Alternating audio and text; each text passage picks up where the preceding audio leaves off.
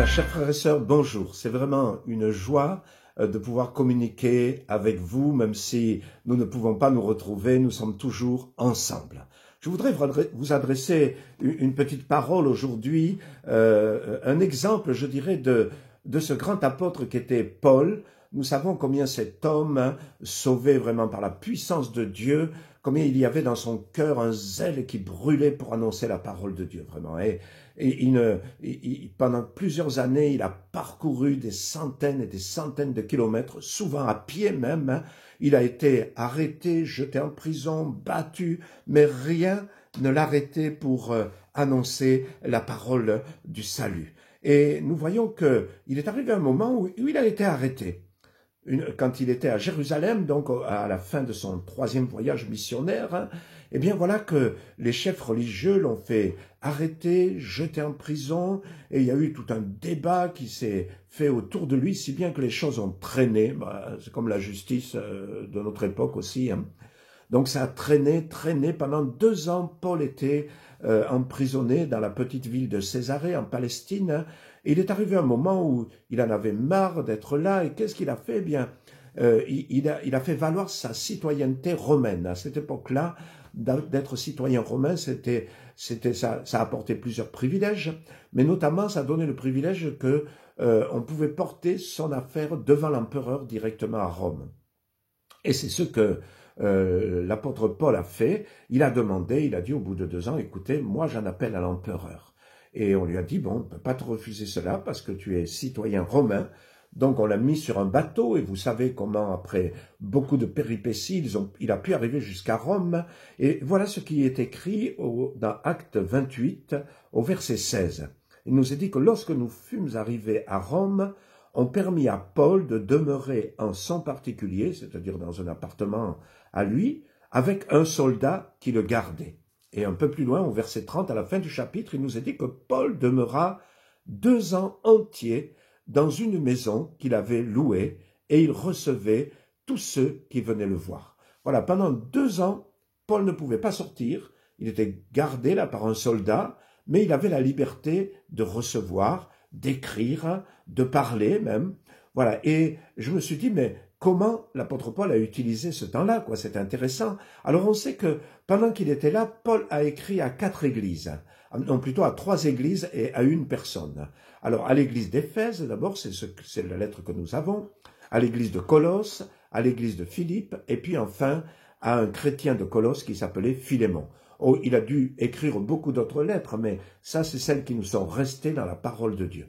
Alors, c'est intéressant parce que dans ces lettres, nous découvrons un petit peu, eh bien, comment Paul occupait son temps. Qu'est-ce qu'il faisait pendant ces 2 années?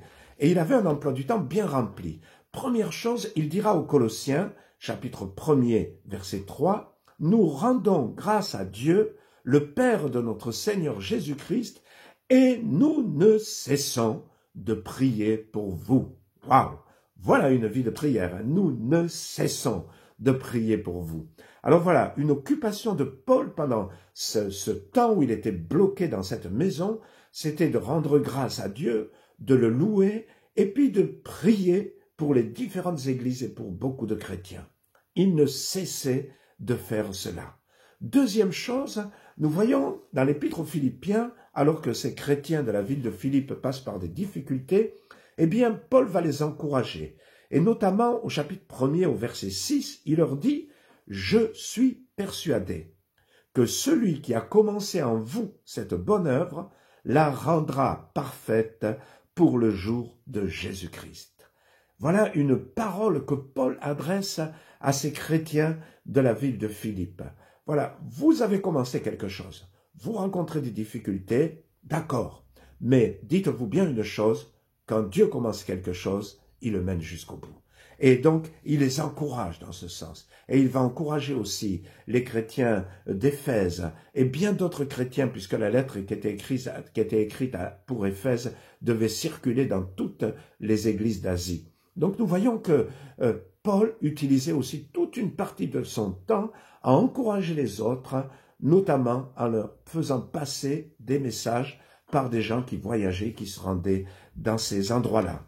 Et puis, troisième chose que Paul faisait, c'était qu'il cherchait à gagner des hommes et des femmes à Jésus-Christ. Et notamment, il a gagné un serviteur d'un chrétien de Colosse qui s'appelait Philémon. Son serviteur s'appelait Onésime. Il avait fui de chez son maître.